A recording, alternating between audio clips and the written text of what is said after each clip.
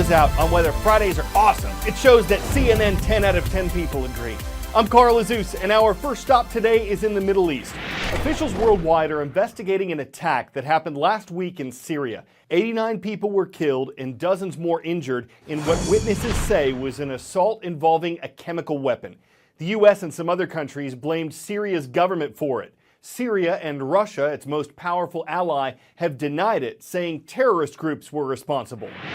So there was no order to make any attack. We don't have any chemical weapons. We gave up our arsenals a few years ago.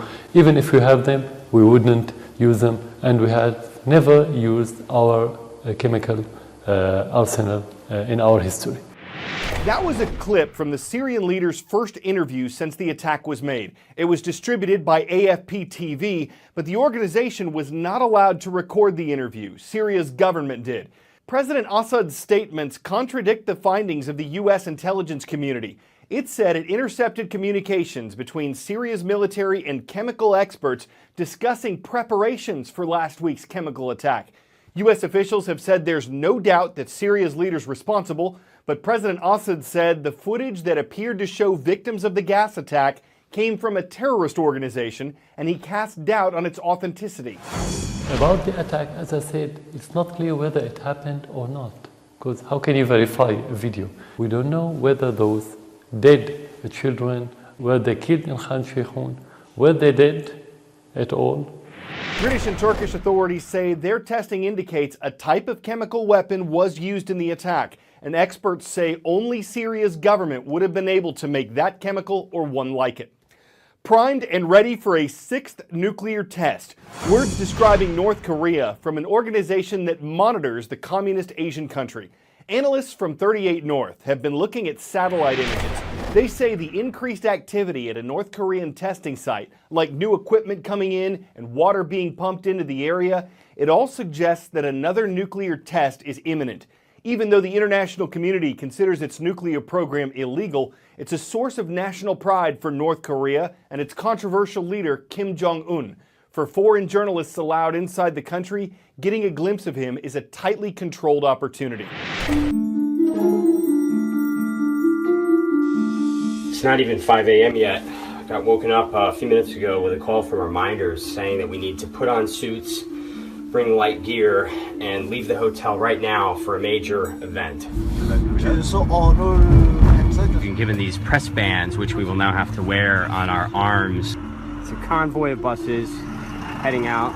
So we have been told that we need to leave our cell phones here in the vehicle. Now we're here on this street. It's completely closed off. Tens of thousands of people are moving in here. All signs that the North Korean leader, Kim Jong-un, will probably be here. The North Koreans are showing the opening of a brand new street full of apartment buildings. They want to show the world, despite international sanctions, despite diplomatic isolation, they can still complete projects like this, and they credit one person, their supreme leader.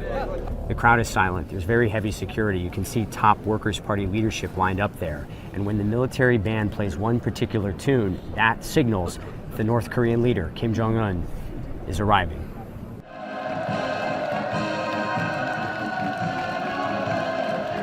"5 years into his rule, it is clear that he holds absolute power over this country.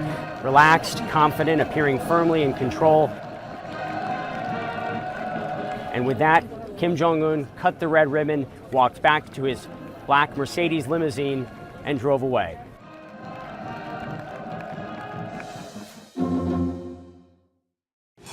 Ten-second trivia. Which of these options is located off the northeastern coast of Australia? The Great Barrier Reef, Tasmania, New Zealand, or the Timor Sea? Australia's northeastern coast is near the world's biggest and longest reef, the Great Barrier Reef. 1998, 2002, 2016, and now 2017. These are the years in which coral bleaching events have been observed in the Great Barrier Reef. Bleaching is when coral loses its vibrant color. It can turn completely white. It doesn't mean the coral is dead, but it's a bad sign for its health. Causes can include pollution, invasive species, low tides, and significant changes in water temperature. El Nino, a natural warming of Pacific temperatures, had global effects last year, but that's come and gone. And Australian scientists who recently conducted aerial surveys say they observed bleaching over 2/3 of the reef. Australia's invested more than $1.5 billion to try to protect the reef. It's one of the 7 natural wonders of the world, the Great Barrier Reef off the coast of Australia, a vibrant underwater ecosystem of coral and sea life that's roughly the size of Italy, so huge you can actually see it from space. But scientists are sounding the alarm. They say for the second year in a row, this sprawling underwater treasure is bleaching on a massive scale. A new study by Australia's ARC Centre shows approximately 2/3 of the reef is affected. It's quite terrifying, actually, the magnitude and severity of the event. Sean Connolly is one of a team of scientists who've been surveying the damage. A coral is a partnership between an animal, which is what builds the skeleton and constructs the reefs that you see, and the tiny one-celled algae or plants that live inside it. His team released footage of barren expanses of coral, bleached bone white, in some cases turning a drab, lifeless brown. Look at the before and after contrast of coral gone from healthy to bleached. Dr. Nancy Knowlton, a coral reef biologist with the Smithsonian's Museum of Natural History, says the coral is basically suffering from heat stroke. The Great Barrier Reef is more than just home to thousands of species of fish, birds, coral, whales, and dolphins. It's also a major tourist attraction that earns Australia $3.7 billion a year. To add to the bad news, a big part of the reef that escaped bleaching was pounded by Tropical Cyclone Debbie last month. Scientists say coral can recover from bleaching. The problem is that recovery can take more than a decade, and this is the second straight year that we're seeing bleaching on a mass scale on the Great Barrier Reef.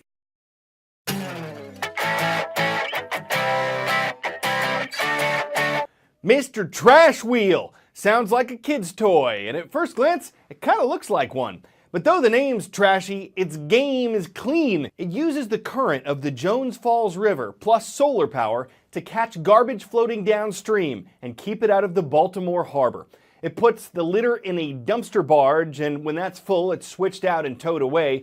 Mr. Trash Wheel costs $720,000 to build.